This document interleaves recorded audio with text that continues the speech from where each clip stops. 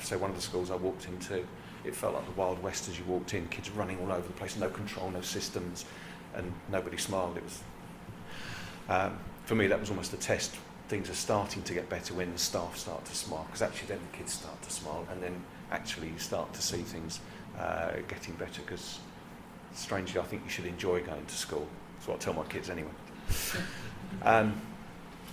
So managing expectations will be quite interesting, because I think some will expect you to come in almost on this charger and charging over the horizon and say, right, everything's sorted, everything's fine, everything's wonderful. Of course it isn't, it does take a little bit of time. And you also encounter obviously those situations where people don't want you to come in and sort the problem out, because they've been used to it for years. I think the other strand under culture is actually the culture of the staff, and understanding that you go into a school that's actually down here, and schools are no different to business in my perception in this respect, because if it's not being run well, then actually staff aren't going to be happy, they're not going to be motivated, and you're unlikely to go into a situation where there is a positive culture, positive ethos and a can-do culture that actually, we can sort that out, because they haven't.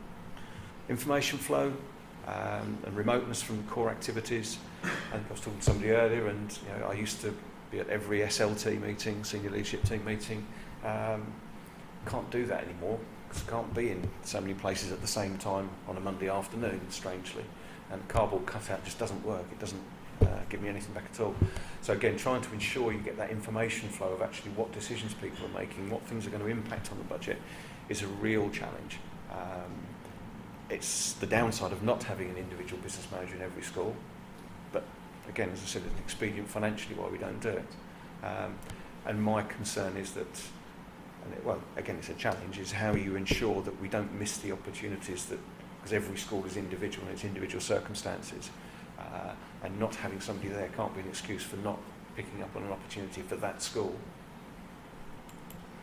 Something that occurred recently that I hadn't really thought about was that with all the change and restructure, we suddenly find that some of our key staff actually, do you know what, this isn't for them. They suddenly decide that, and I've worked in one school for however many years, and I don't really like the idea of, I deal with that school now, then I go to that one, then that one, and just within the same office even.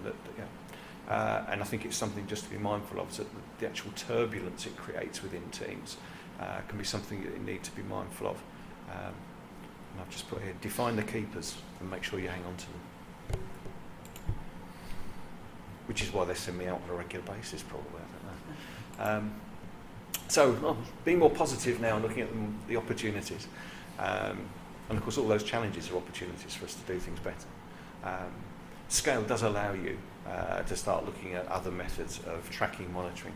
In particular, one of the areas we're looking at is online tracking, monitoring, reporting back out to trustees, principals, head teachers, budget holders. So we've engaged with a piece of software that local authorities strangely have used in the past, as of some of the big mats, a company called Arovia, that allows us to do everything cloud-based. Be impressed with that.